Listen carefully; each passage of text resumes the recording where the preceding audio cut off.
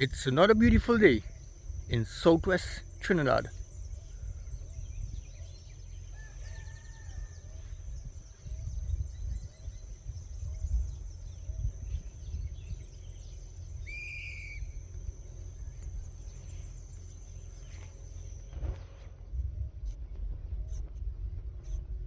I have a little calf here with his mom.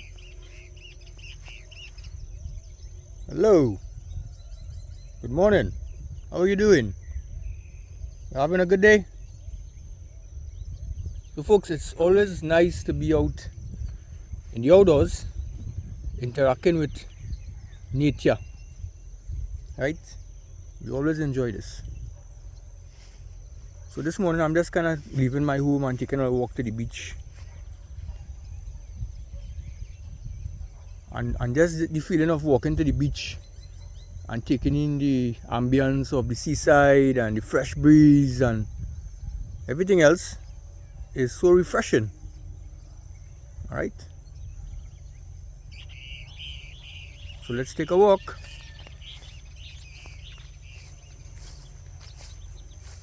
Beautiful grassland here for them cows to graze. And of course this is the area where some people just come and get their cow dung for manure. Yeah, this makes excellent manure, you know. You see, like when it's dried up like this. I know some people long time they used to take this and leap it, the floor and all that. Now mango in season here, folks. Let me check what our mango tree there. So we have some mango in season, as you can see. Nice mango, but look at it. Walking down on the beach here, you know. Oh, look at that. I go and suck that mango this morning, you know. Tree laden this morning. This all look like a mango dudus. That mango, right? Now I go tell you this, long time when mango in season, right? Long time when mango in season. As boys growing up in Icacos here, right? We never used to eat mommy food, you know. No. But long is mango we eating whole day, boy. Whole day we eating mango. You understand? So let me dig into this mango.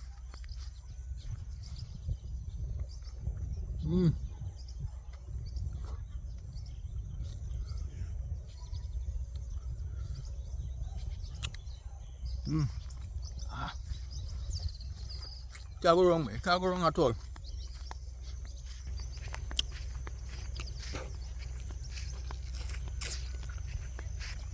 Now folks, this area is a fairly flat area.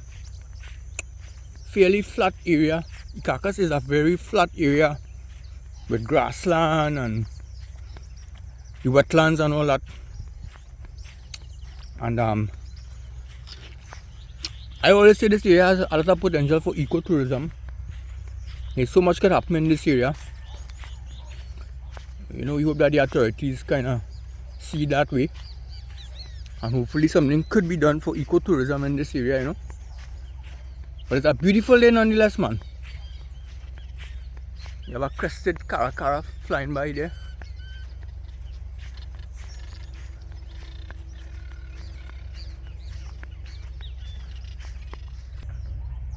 That is a crested caracara right there.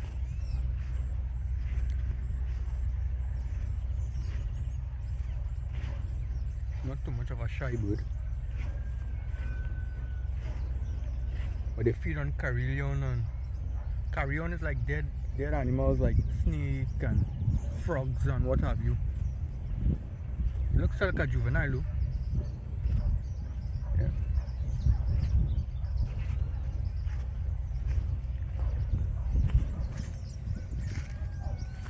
I want to point out a plant that is very plentiful here in Icacos. I mean, it's not plentiful in this part, but they are usually very plentiful. We call it periwinkle. Alright? And this is the white one here. Some people call it cacapool. This is the white one here. And it is in full blossom, folks. Look at that. Full blossom. Really, really, really nice. So we are right here along the shoreline in Icacos. I'm walking towards the beach. I'm like 200 feet, sorry, away from the beach. and it's a beautiful morning indeed. The seas are calm as oil. Of course,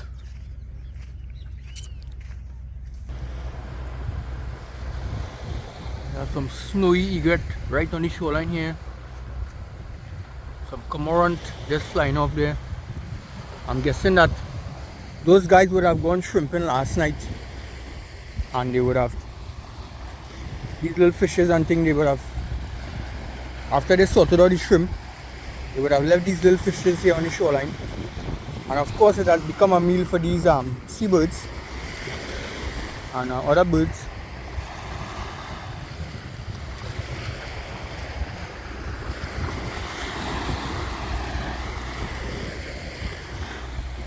So we have some boat catching bait out in the distance there, as you can see. Yeah, some boat catching bait out there. And in the background of that boat is what we call wolf rock.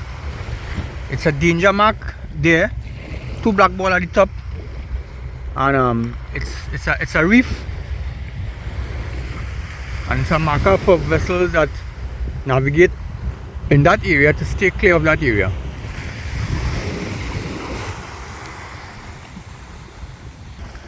Like them fellas and them, like they forget to pick up the shrimp, but look, I see a sign of a shrimp here.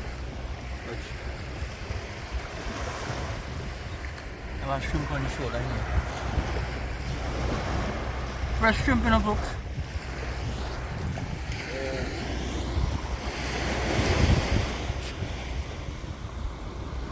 Sandpiper. I'm looking at a sandpiper. A lot of birds in the distance there, boat in the distance there catching bait. Come on, run. Circle!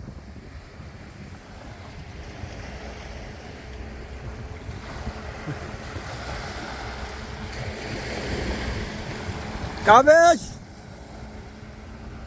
Everybody's getting bait to go to sea, boy. We wishing them a good catch today, man. Yeah? The conditions are nice. Nice weather today. Nice weather today, folks. A lot of sagasam seaweed on the shore too,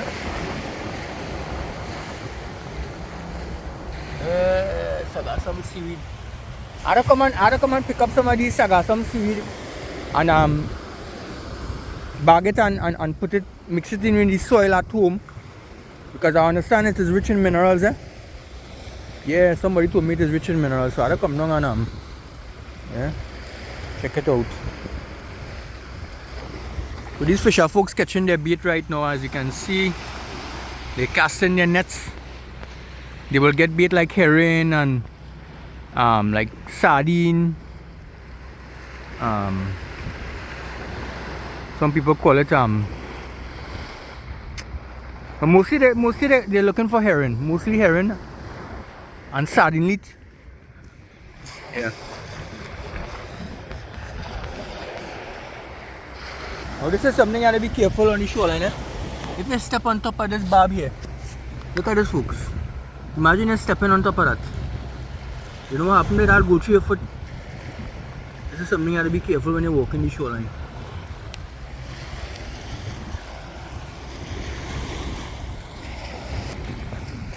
Now folks, this area here is called Punta del Arenal, so named by Christopher Columbus himself. It means sandy point. Well, no explanation needed here.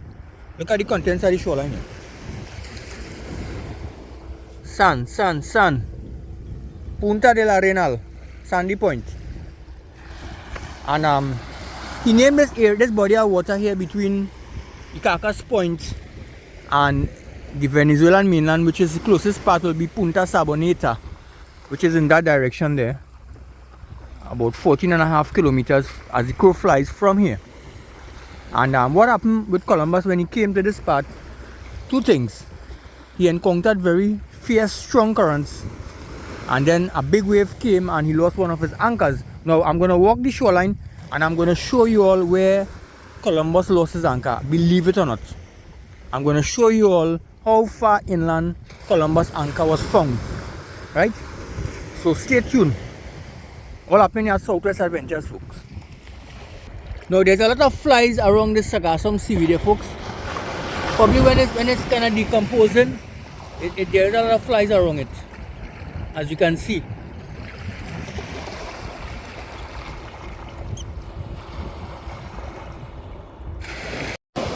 You folks remember this, guys? This is the vessel I went fishing with, the Dundee.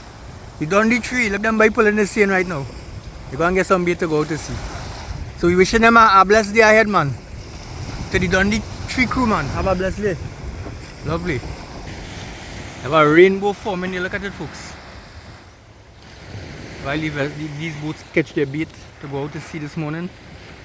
Like we have some rain in the horizon. Now, just for information, right? In the area I would call Punta del Arenal, there's a lot of deposition happening there. So much so that I would say over the years, a lot of the landowners along that area would have gained a considerable amount of land. And on the northern side, which is this side right here, heading all the way to Constance, there is a lot of coastal erosion happening. Coastal erosion. Very, very prevalent in this area right here. Yeah? A lot of coastal erosion happening here.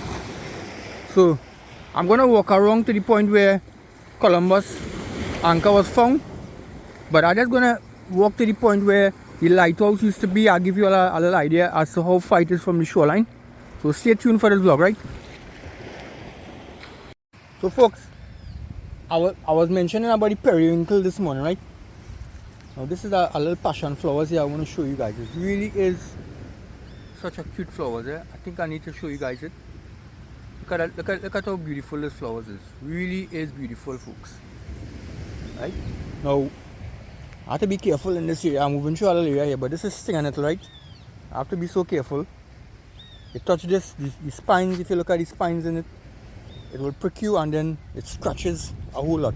Now this is the red and white periwinkle, what we call kakapool, right on the shoreline here in Icacos. Right? This is so common here in Icacos. Look, there's a combination of the red, the pink and the white periwinkle. This grows wild along the shoreline here in Icacos. Right? I am thinking that this may have some medicinal value. If you all know about it, you could let me know in the comments below. Alright? Towards the end of 1877, some laborers were engaged in digging a deep drain towards the sea on Constance Estate. Now this canal here is called Cassava Canal, as is known locally, to make more land available for planting of coconuts. Unearthing a large anchor, the site at that time was about 200 feet from the shoreline. Everyone was greatly astonished at the discovery of an anchor so far inland, folks, and wondered what disaster could have carried a ship so far inland. Right? I'll post a photo of the anchor here for your information. This is the area that the anchor of Columbus was found. Alright? So let's take a little walk, give you an idea where. And I'm going to give you all actually the distance this anchor was found from the shoreline, the present shoreline, right? So from all indications, this area was definitely sea, because when Columbus would have written his journal, he said from where he was anchored, the vegetation appeared as if it was floating. So there's a lagoon called, we call it the Palmis, which is an extension of the Icacos Lagoon, or the extremities of the Icacos Lagoon. And this area right here is the location where this anchor was found, believe it or not. So you could just be probably about 150 feet from the roadway, which is about in that direction right there.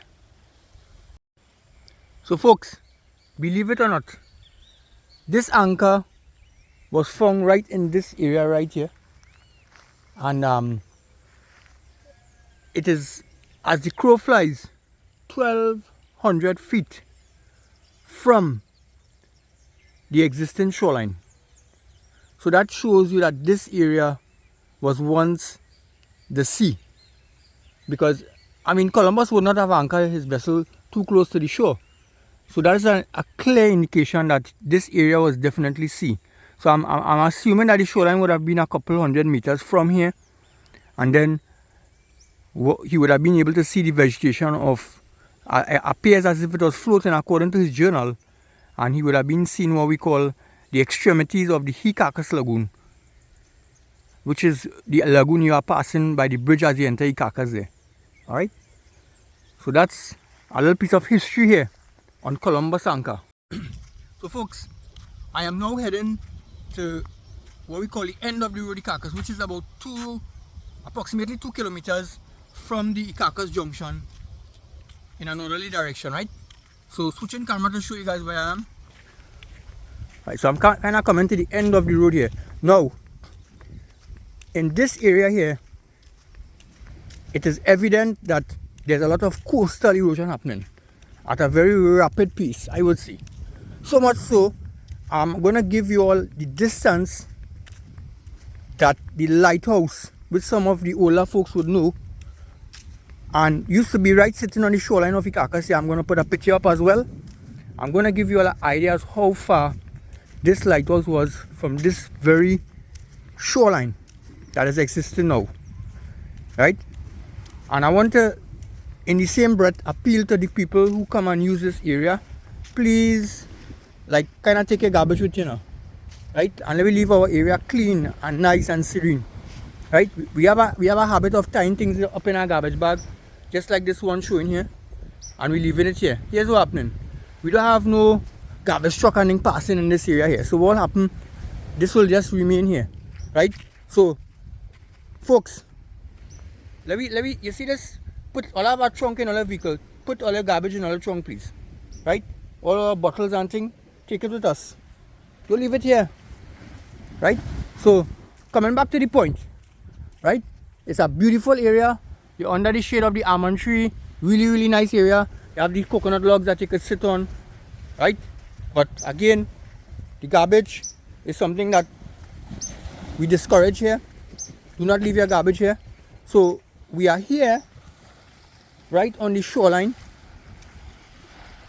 alright, and that is the Constance estate right down in the distance there.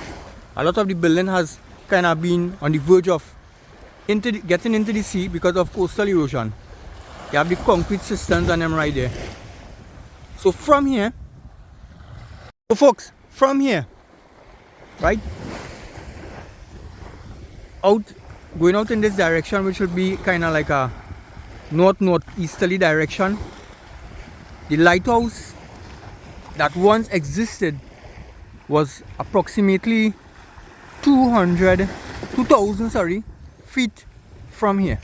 Believe it or not, 2,000 feet from this very location that I am on right now. So that just goes to show the magnitude of the coastal erosion happening here in this part. So I'm going to put a picture of the lighthouse just for your information, and I will put the date as to when this photo was taken as well. Alright, so I hope this vlog was very useful to you guys. Feel free to share this. It's a historical part of the Icacos Shoreline, and you know, yesterday was the anniversary of the YouTube channel Southwest Adventures. It will have been 4 years since I have been vlogging, and I want to take the opportunity to thank all those that would have subscribed and shared and supported my channel. And from Southwest Adventures, God bless you all and have a blessed day. We out.